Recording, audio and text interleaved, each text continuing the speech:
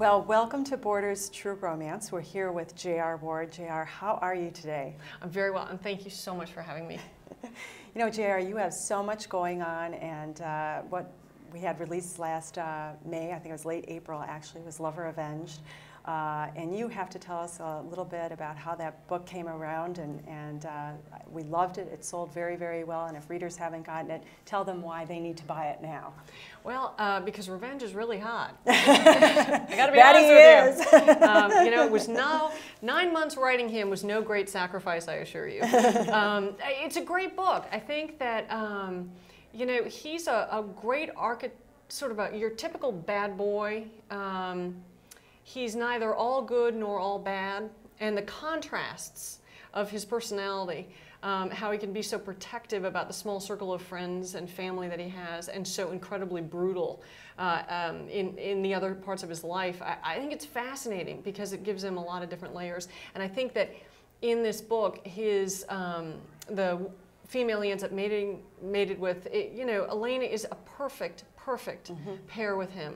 And so I think that the romance is really strong in this book, and I think that the way it changes both of them for the better is a great story. You know, aside from all the wonderful, well, I think it's wonderful, you know, the world stuff, the changes, and you kind of catch up with other characters like Wrath and Beth, and you get to see all the brothers as always. But I think that, you know, the romance is really great in this book, and I think that's why people should give it a shot if they haven't already. Oh, yeah, it's a wonderful, wonderful story.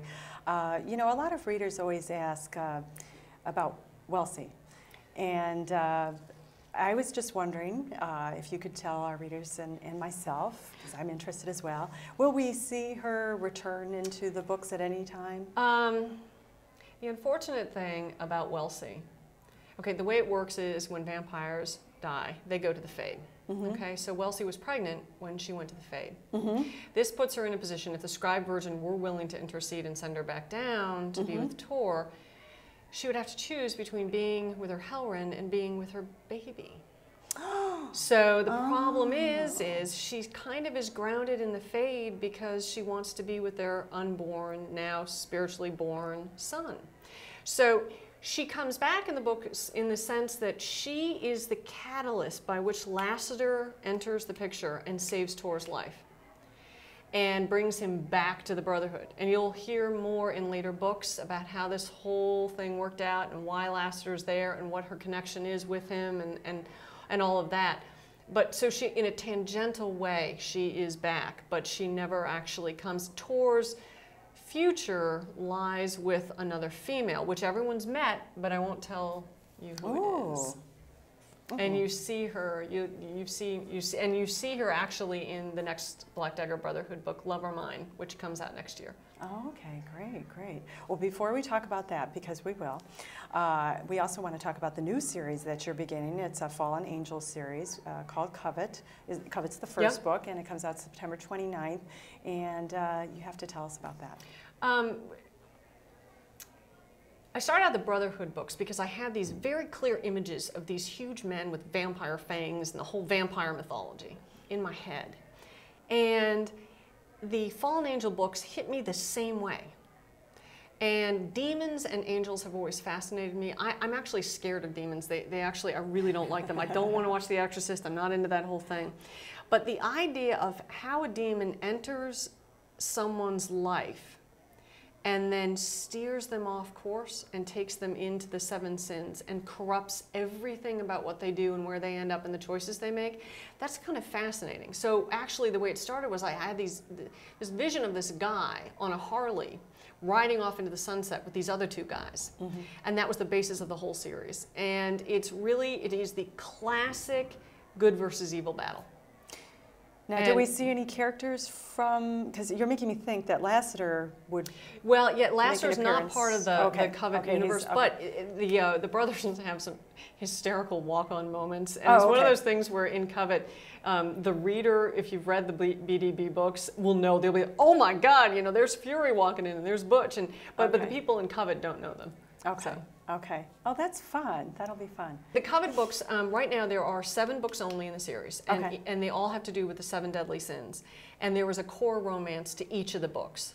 And it's sort of, love is the ultimate redemption in these books, and how the person who has been tagged by the demon is transformed by the love they find. And so it's sort of, I just really am fascinated still by romances and how they change people's lives, and what two people who are attracted to each other, sacrifices they need to make, the obstacles they need to overcome, and that's very much part of that series as well. And how they make one another better absolutely. people. Yeah. Well, I can't wait. That sounds very exciting. And so the first book was September, and the second book is next year? Yep, next year, and that would be Crave. Okay, great. Yeah, so we'll all be looking for that. So who is your favorite character of the Black Dagger Brotherhood? Zadist. Zadist. Zadist is my favorite hero I've ever written and probably will ever write.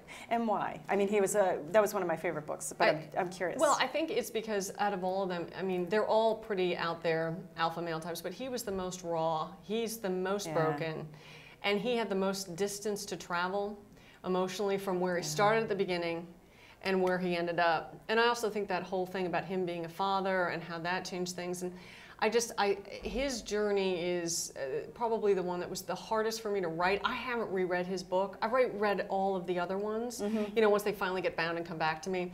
I can't go there again, you know, because it was just, parts of it are so heart-wrenching, and they made me tear up when I wrote them, they made me tear up when I edited them, and then they made me tear up in the galleys, and I'm just like, I'm done. I'm over. So, but yeah, he's my favorite. I received a tweet from a reader, and they were asking if you ever listened to the Black Dagger Brotherhood audiobooks. I haven't actually. Okay. And I don't have a good explanation for that, other than that I'm usually either writing or I'm running, in which case I'm listening to hip hop and rap. So I mean, but I understand, you know, a lot of people enjoy them, and I'm really glad about that. Some other Twitter questions that I received was, will Wraith ever see? Wrath is never going to get his eyesight back. Okay. And you know, it was funny, I had a reader at the signing a couple nights ago saying that one of the saddest things for her is that he will never get to see what his children look like. And I do agree with that. I think that is sort of a tragic outcome. But I think that what's fascinating about it is how it has forced him to make concessions he would never have made, even to Beth. So I think it actually works for him and his position and stuff, but he doesn't get it back.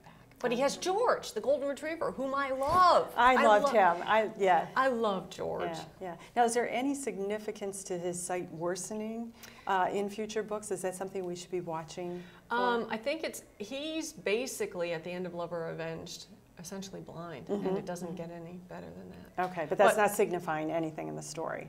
Okay, there's no symbolism. Well, right now, but you see, apparently I'm on a need-to-know basis, and if I need to know something else later, they'll let me know. So one of the other questions was, does Beth have any children? Beth does not have any children now. Is she going to in the future? Yes, absolutely. Oh, okay. Absolutely. Okay. Absolutely. And in fact, if you do the math correctly, about 5 years after you get your needing, and that's your first chance to get pregnant. So I'm just saying. Okay. Just saying. We're getting closer to that 5-year mark. Wrath does not want kids. He's totally against it. But it wouldn't surprise me if Beth got away. But something's going to happen. Okay. So the other question was, does John remember who he is? Okay, so that's the fascinating question. The next book in the series is John Matthews' story. Okay. It's Love or Mine, and it comes out this coming April. And one of the things that is fascinating to me, I've already outlined the book, and I'm thrilled to report that it made my editor cry, which is very difficult to do. And so I'm very encouraged that if I pull this off right, the reader will have the same kind of reaction that I did, which is an emotional reaction to a lot of the stuff that happens. But when Darius is killed at the beginning of the series in Dark Lover, he makes a bargain with the scribe virgin, whereupon he sacrifices a faculty, which is his voice, and he is allowed to come back and watch his brothers and his daughter and how everything ends up. So John Matthew is now Darius, and he is also John Matthew. So the question in my mind is, you know, he's not ever supposed to know who he really is. So as a storyteller, how do I communicate what happens while still keeping true to the fact that technically he's never supposed to know, because that was the deal that was made between him and the scribe virgin. And if he does figure it out, all of a sudden he's two people to all the brotherhood. Like, how would that work? It's like all of a sudden, I won't tell you what happens. I won't tell you what happens, but the reader is in for a heck of a ride hitch onto that train because it's going to be a heck of a, that book is really, that book has some, well, I can't swear because you are a lady and I want to be on your level, but man, some S happens in that book. Anyway. Sounds like fun. Sounds like a good book. I have to ask you, you have so much going on in your stories. They're so very, very involved. You mentioned that you do outlines before you're writing a book. How do you archive all the details of the previous books and to know? It's really interesting because when something happens in a book, it's sort of like keeping track of a person's life. It's like if you and I were like hanging out and we went to lunch and you told me, oh, you know, I did this and I'm taking up biking and then I'm going to go to this trip to Italy and I'm going to do this and then, you know, I'm doing this at work and whatever. All the things that change in your life, it's kind of like the brothers. Everything that changes in their life, it's like keeping up with people that you know. So it's not all that hard, but I do have a spectacular research assistant who is like, you know, Mr. Encyclopedia of the BDB. And so to get my past details right, you know, I will make sure that I confer with him and double check everything. But for the most part, it's all in my head. And I can remember sitting down right after my spectacular editor bought the series, and we were sitting in this like little cafe in New York City, and she'd bought Dark Lover, and I said, okay, well, here are my ideas for the next 10 books. And I sat there for like babbling for like 45 minutes, and she was just frozen. And you know, because I was outline, because I had all the books in my head and all the people and where they were all going. So I stopped talking, and she grew silent. And she's like, "Tell me you have this written down." And I was like, "Oh no, it's all right up here." And I just, you know, and this bus goes by, you know, outside, and I was thinking, boy, if I get hit by a bus, we're in trouble, aren't we? Yeah. That's the end of the Black Yep, Dagger that's Brother. it. That'll be it. Yeah. I have to ask you, you obviously enjoy writing very much, and I know you're very gracious with your readers and enjoy meeting with them and everything. I adore it. What would you do if you weren't writing? What other occupation, what other career would you be pursuing? I would be hanging myself in the closet, frankly, to be perfectly honest with you. I was a corporate lawyer, so I would probably be doing something like that, but I mean, it's just very, here's the interesting thing. I feel like I'm the luckiest person on the planet. I really do, because to get to do what you love for a living is just a very rare, special gift kind of thing, right? So I'm very, very lucky about it. But in addition to a dream, it's also my work. So in addition to it, I'm extremely disciplined, and I'm very rigorous, and I write all the time, and you know, all that business. I think that I would be in some sort of business context if I weren't doing the writing, because I've got that side to me. But I just think I'd be utterly miserable. And I mean, I don't think my husband would be very happy either. How many hours do you write a day? I write between 4 and 5 hours every day, 7 days a week. I don't take vacations. I've missed 3 days in the last 9 years. Oh my God. So I am, you know, this is what I do. And it's funny because I feel like if I don't, I've missed something. It's like I'm not, it's almost like working out. I'm a runner, so I have to do that on a regular basis. It's the same thing with the writing. Now, does your husband read your books? He does, only after they come out though. Oh, okay. Only after they come out. Because I don't believe in writing by committee. My editor is really the only other person, aside from Jessica Anderson, who's my critique partner, and obviously my research assistant. I don't talk about the books outside of that, you know, just because, you know, the stories are already written, and I just want to get them on the paper so that the reader understands it as I see it. Is there anything else you want to tell our readers, or any sneak peeks you can give us, or let me think. Anything? Well, I would tell you the first line of Love or Mine, but involves a curse word.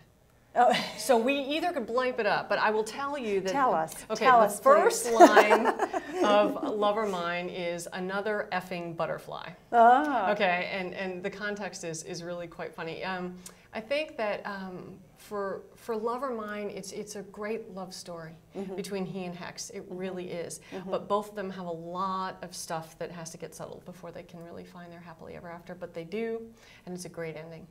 Now, are you going to update your compendium as well? Because that came out a couple of years ago, right? It was last year. Last year. And I think that what we'd like to do is, you know, after we get another couple books out, then we'll just do another compendium maybe, or we'll update. It's whatever my wonderful publisher wishes to do. I'm on board. Well, I think that's so helpful because there are so many details in the story, and gives readers a quick review. And of course, that's where we really saw Zetas come to terms with his baby, and understanding that he did deserve the the love of his life and his little boy, little girl, right? Yeah, Girl? Nala. Well, the only other thing I'd like to say is I'd just like to thank all of the readers for all their support, and just, you know, it's a wonderful, again, to use the gift word, it's a wonderful gift to have an author put something out that's so heartfelt and have it be picked up and enjoyed by others. It's just great. Yeah, yeah. Well, I have to say, too, congratulations, because you are the 2008 Borders Best-Selling Paranormal Award winner. So congratulations for that. Well, and thank you so much. Yeah. And thank you so much for all your help and support. I mean, you've been just wonderful, and so has Borders has been just lovely, and I'm just very grateful. Well, thanks for being here. Thanks for being on Borders True Romance, and all the best to you and your success, and I can't wait for Covet.